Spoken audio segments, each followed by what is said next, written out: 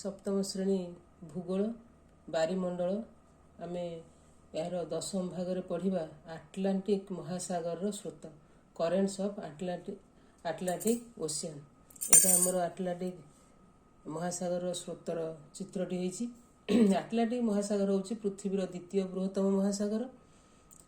उत्तर पश्चिम आफ्रिकार Morocco गोटे जगह से देशर मोरक्को देशर आटलास पर्वत रही से पर्वतर ना अनुसार ए महासागर नाम आटलांटिक महासागर है। आटलांटिक महासागर पूर्व रही यूरोप और आफ्रिका महादेश, पश्चिम रही उत्तर अमेरिका और दक्षिण अमेरिका महादेश, उत्तर रही सुमेरु वृत्त, दक्षिण रही कुमेरु वृत्त बा अंटार्कटिक सर्कल। आटलांटिक महासागर स्रोतर दुईटी भाग रही। गोटे भाग उत्तर आटलांटिक महासागर स्रोत कहुए जोटा कि आमर यहाँ रहा विषुववृत्त 0 डिग्री तार ऊपर को आम कहले उत्तर आटलांटिक महासागर स्रोत नॉर्थ आटलांटिक ओशियन करेंट। तार दक्षिण को रहा अन्य भाग टा विषुवरेखार तल बा दक्षिण भाग आड़ रहा जहाँ कह दक्षिण आटलांटिक महासागर स्रोत बा साउथ आटलांटिक करेंट। ये उत्तर आटलांटिक महासागर में विश्वर सबुठारु अधिक स्रोत रही है। ये स्रोत आम पढ़ला बेले आम देखिले स्रोतटा एमती चक्राकार अच्छी सर्कल आकार तेणु कौटी आम आग आरंभ करवा तेणु प्रथम आरंभटा कौटी करवा ताकू आग देखा। तापर स्रोतर प्रकृति कौन यह उष्ण किंबा शीतल। तापर स्रोतर गतिपथ कौ दिगरु कौ दिग को क्या बाट देकरी जाऊँगी कौ कौ उपकूल देकरी। तापर ये स्रोत गति करुवा उपकूल कौन प्रभाव पकाए ये विषय सब आम पढ़ा। प्रथम पढ़ा उत्तर आटलांटिक महासागर स्रोत। आफ्रिका महादेशर पश्चिम पाखरे थिबा गिनी उपसागर गल्फ ऑफ गिनी स्रोत आरंभ हुए।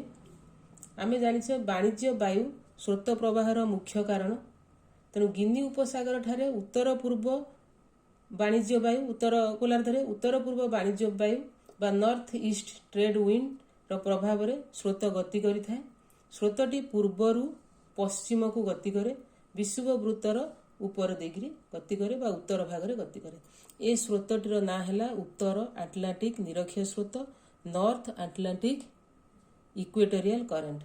आर नेचर है बा प्रकृति है ये उष्ण कारण एटा विषुववृत्त अंचल रे बा विषुववृत्त ऊपर देकरी गति करुछि। एही उष्ण स्रोत पश्चिम दिग को गति करी उत्तर अमेरिकार गायना उपकूल एवं ब्राजिल उत्तर पूर्व उपकूल रे धक्का खाए बा लैंडमास तेणु ये बाधा पाइला। बाधा पाई कौन स्रोत आग को जापे ना ये दुई भाग हो जाए। यही स्रोत स्थल भाग में बाधा पाइबार दुईटी दिग को गति करे गोटे दिग उत्तर को जाए आ गोटे भाग दक्षिण को जाए। जो भागटी दक्षिण दिग को गति करे से स्रोतटी विषुववृत्त सहारा रे पश्चिम पूर्व को बहुथिबा गोटे बुहे दुर्बल पश्चिमा वायु तारी प्रभाव रे बा तारी साहाय्य से कौन करे ना पश्चिम पूर्व को गति करे।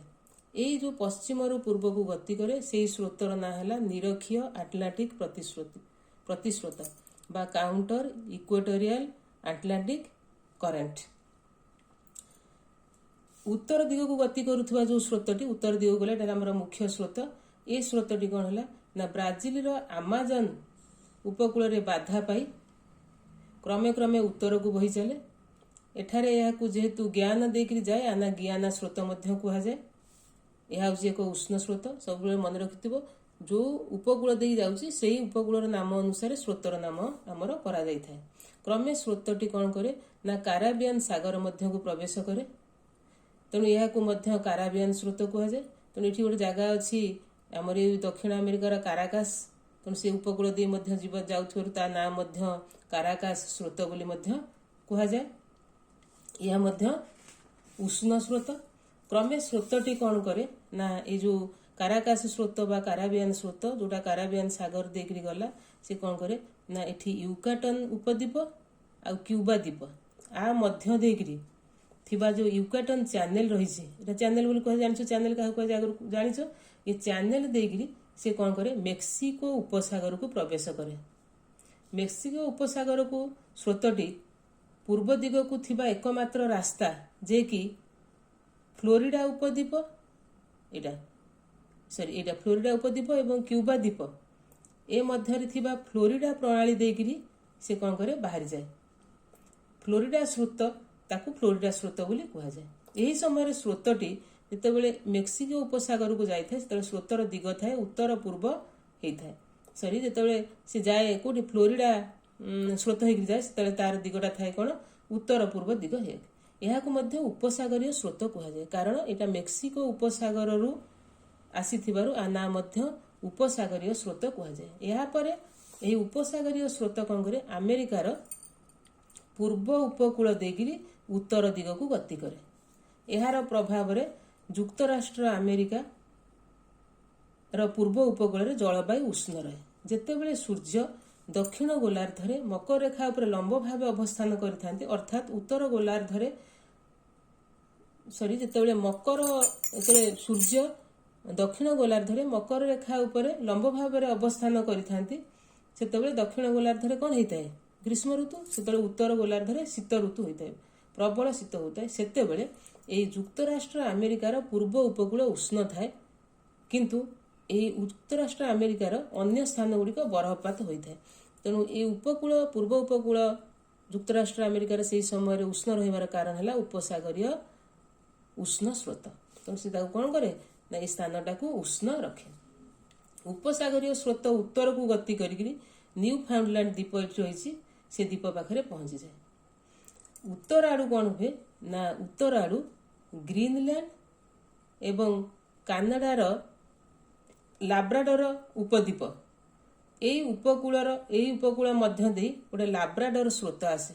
तेणु ए स्रोतटी निश्चय कौन हो स्रोतटी हूँ शीतल स्रोत। तुमको ये कहीदिए ये जो आमर चिन्ह अच्छी कौन जोटाक नाली तीर चिन्ह मराई सी सब है उष्ण स्रोत और जोटाक ग्रीन मराई से शीतल स्रोत। तेणु ये लाब्राडोर स्रोत जो आसला यहाँ निश्चय कौन ना आमर शीतल स्रोत कहीं ना उच्च अक्षांश रु निम्न अक्षांश को आसूची। तेणु यही दुई स्रोत कौ दुई स्रोत उपसागरीय उष्ण स्रोत एवं लाब्राडोर शीतल स्रोत ये न्यू फाउंडलैंड पाखरे मिलन हुए। यही मिलन स्थान रे कौन हुए दुईटाक मिलन हेले जोठी आमर शीतल स्रोत एवं उष्ण स्रोत मिलन हम सेठी कुहुड़ी हम एवं से स्थान गोटे प्लांक्टन जातीय उद्भिद बहुल परिमाण रे मिले जोटा कि माछ मानकर सबुठु प्रकृष्ट खाद्य। यह फल एठारे माछर बहुत माछ देखा जाती एवं एठारे माछ धरा केन्द्र मध्य सृष्टि हुए। तेणु यही जगह जो न्यू फाउंडलैंड पाखे माछ धरा केन्द्र रही से हूँ माछ धरा केन्द्र ना हूँ ग्रांड बैंक रही हूँ उत्तर अमेरिका ये जो आमर शीतल स्रोत और उष्ण स्रोत जो एकाठी हेले। तापर उपसागरीय स्रोत कौन कला ना ये आमर है माछ धरा केन्द्र है। तापर उपसागरीय स्रोत कौन है पश्चिमा वायु प्रवाह सीधा सड़क यूरोप आड़ को गति करे। कौन गति करे यूरोप आड़ को रहा यूरोप पूर्व आड़े यूरोप आड़ को गति करे। यही स्रोत को उत्तर आटलांटिक उपसागरीय स्रोत उपसागरीय धीर स्रोत बोली कहते।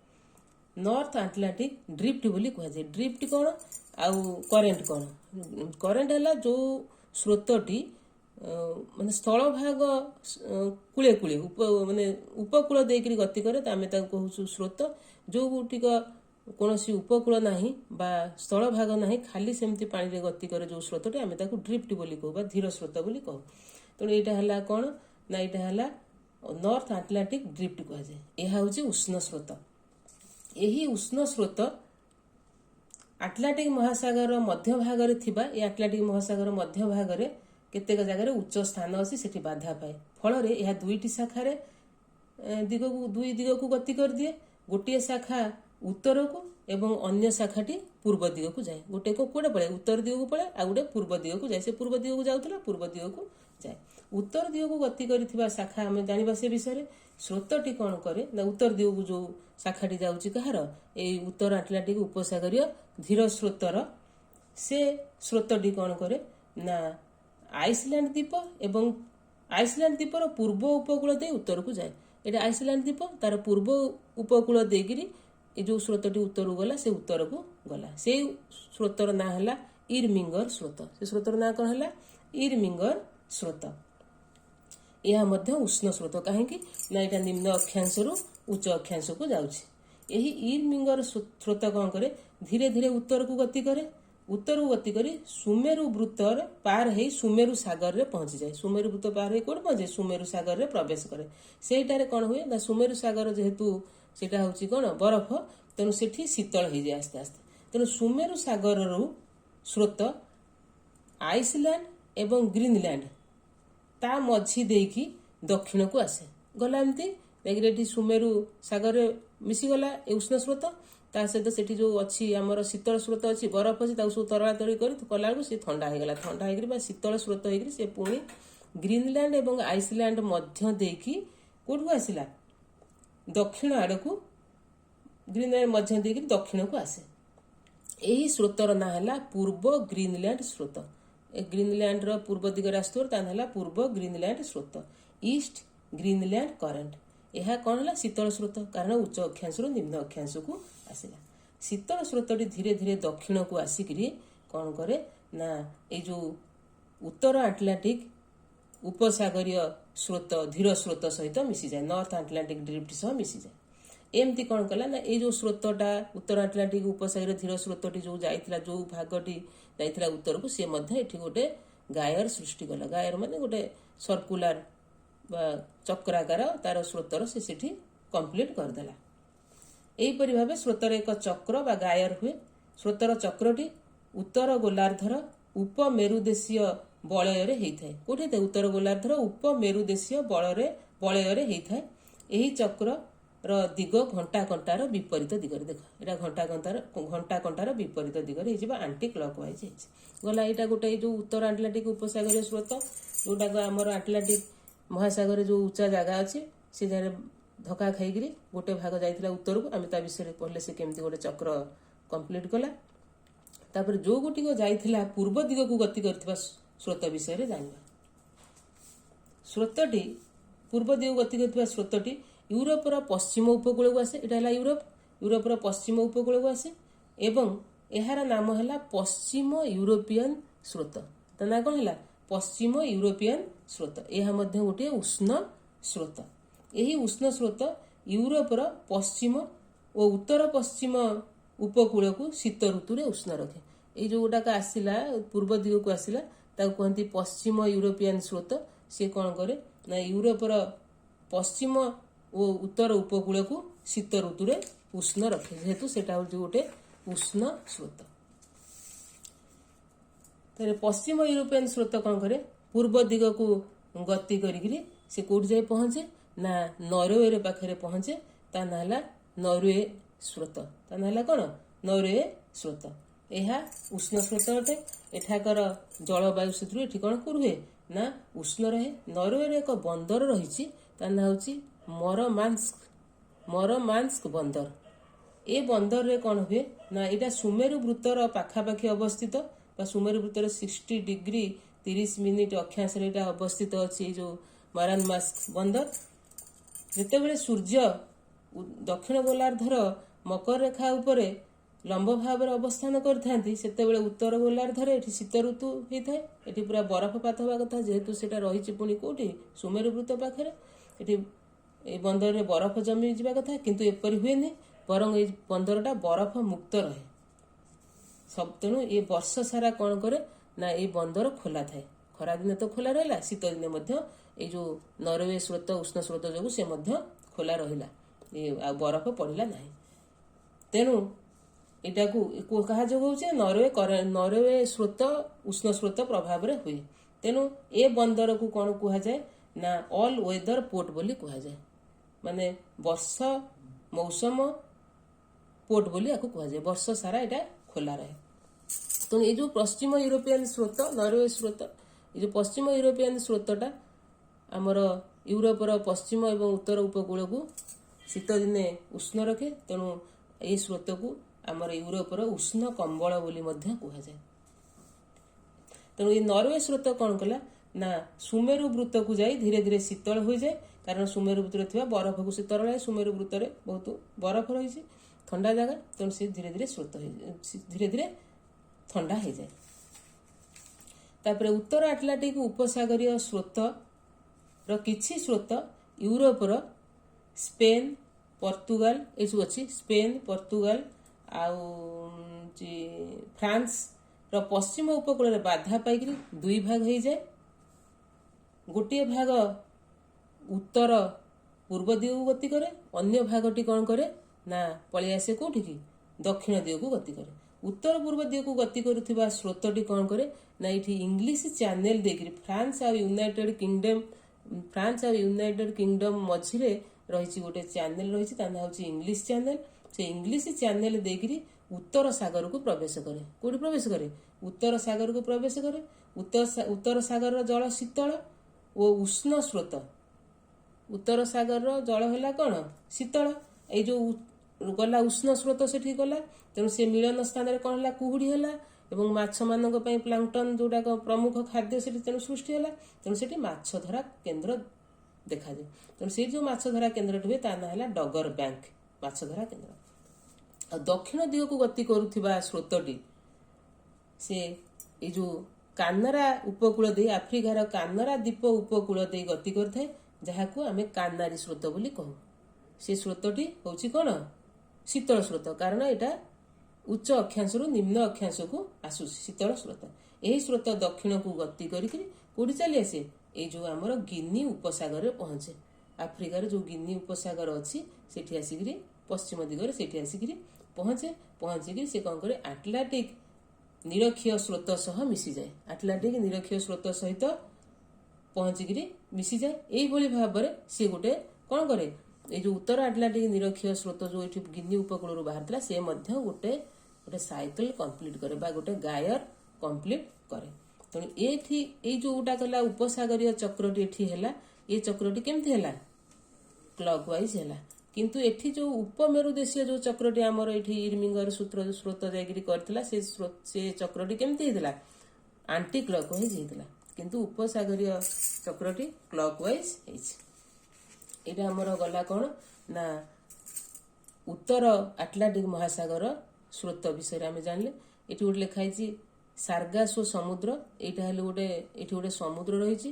ଏଇଟା ହେଉଛି ଗୋଟେ ସମୁଦ୍ର ଯାହାର ୱିଦାଉଟ୍ କୋଷ୍ଟ, ଏଠି କୋଷ୍ଟ କିଛି ନାହିଁ, ଏଇଟା ଗୋଟେ ସମୁଦ୍ର କିନ୍ତୁ ଆର ଉପକୂଳ ନାହିଁ, କାରଣ ଆର ଚାରିପଟ ଯାକ ହେଉଛି କ'ଣ ସବୁ ସ୍ରୋତ, ଚାରିପଟ ଯାକ ସ୍ରୋତ। କିନ୍ତୁ ସାଗରର ଉପକୂଳରେ କ'ଣ ରହିବା କଥା ଲ୍ୟାଣ୍ଡ ମାସ ରହିବା କଥା, କିନ୍ତୁ ଆର ନାହିଁ। ଯେହେତୁ ସ୍ରୋତ ଚାରିପଟ ଯାକ ହେଇକି ସମୁଦ୍ର ହେଇଛି, ତେଣୁ ତା ନାଁ ହେଉଛି କ'ଣ ସାର୍ଗାସୋ ସମୁଦ୍ର, ସି ୱିଦାଉଟ୍ କୋଷ୍ଟ।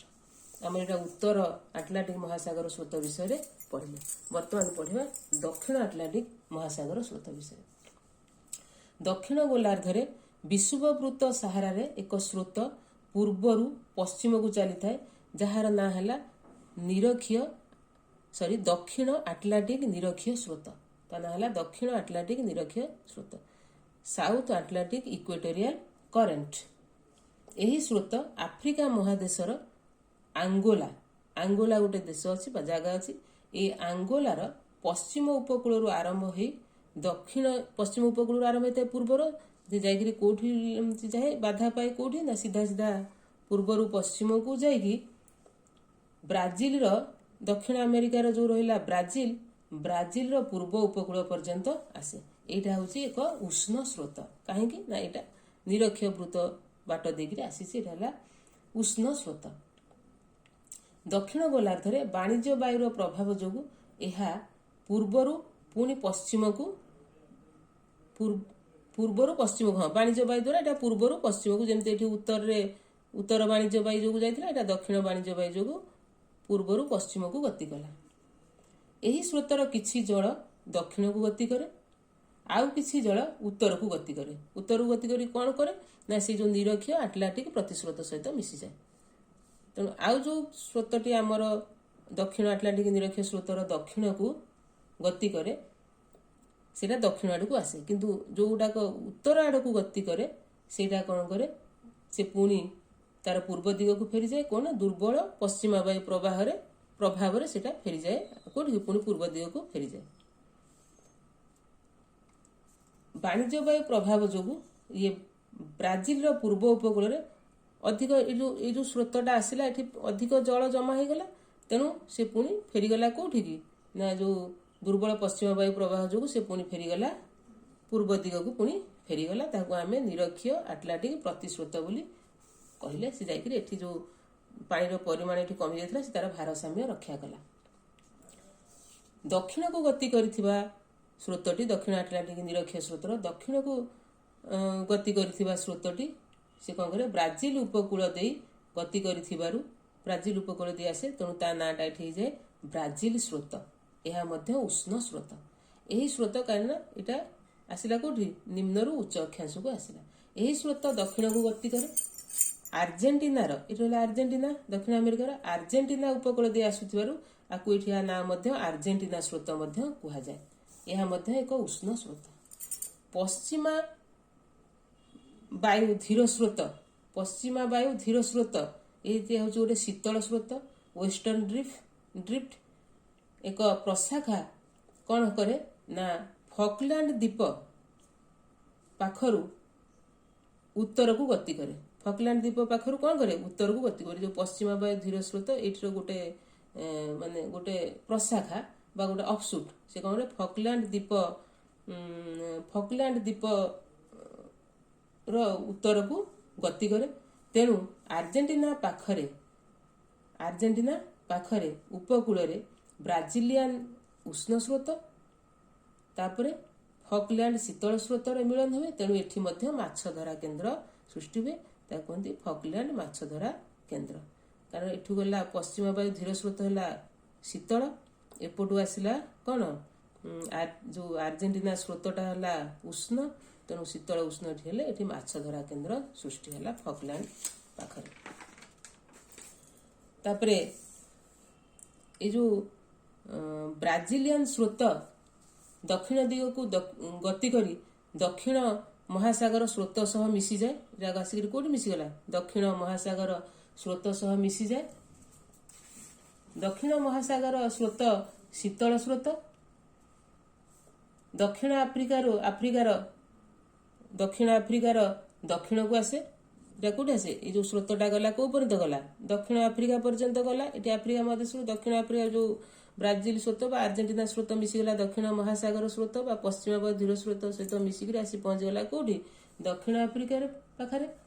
ଏଠାରେ କ'ଣ କରେ ନା ଅଧା ଏଠି ସବୁ ରହିଛି ସମୁଦ୍ର ଭିତରେ ସବୁ ପର୍ବତ ସବୁ ରହିଛି, ଅଧା ସମୁଦ୍ରୀ ପର୍ବତ କୁହନ୍ତି, ମିଡର ସି ମାଉଣ୍ଟ ସବୁ ରହିଛି। ଏହି ପର୍ବତ ସହ ଧକ୍କା ଖାଇକି ଦୁଇ ଭାଗ ହେଇଯାଏ। ଗୋଟିଏ ଭାଗ ଚାଲିଯାଏ ଆଗକୁ, ଗୋଟିଏ ଭାଗ କୁଆଡ଼େ ଚାଲିଯାଏ ଆଗକୁ ଚାଲିଯାଏ। ତା ନାଁ ହେଲା କ'ଣ ସେମିତି ପୂର୍ବ ଆଡ଼କୁ ଚାଲିଯାଏ, ତା ନାଁ ହେଲା ଆଗୁଲହାସ ସ୍ରୋତ। ଏଠି ଗୋଟେ ଆଗୁଲହାସ ଅଛି, ତେଣୁ ତା ନାଁ ଅନୁସାରେ ସ୍ଥାନ ନାଁ ଅନୁସାରେ ଆଗୁଲହାସ ସ୍ରୋତ। ଏହି ସ୍ରୋତ କ'ଣ କରେ ଭାରତ ମହାସାଗରକୁ ଚାଲିଯାଏ। ଏପଟେ ଆମର ଭାରତ ମହାସାଗର ଅଛି, ଭାରତ ମହାସାଗରକୁ ଚାଲିଯାଏ। ଅନ୍ତରୀପ ଆଗୁଲହାସ ଆଫ୍ରିକା ମହାଦେଶର ଦକ୍ଷିଣତମ ସ୍ଥାନ। ତେଣୁ ଏହି ଧାରା ଶୀତଳ ସ୍ରୋତ, ଏହି ଧାରାଟା କ'ଣ ଶୀତଳ ସ୍ରୋତ, ଏହି ଶୀତଳ ସ୍ରୋତଟି ଯାଇଛି।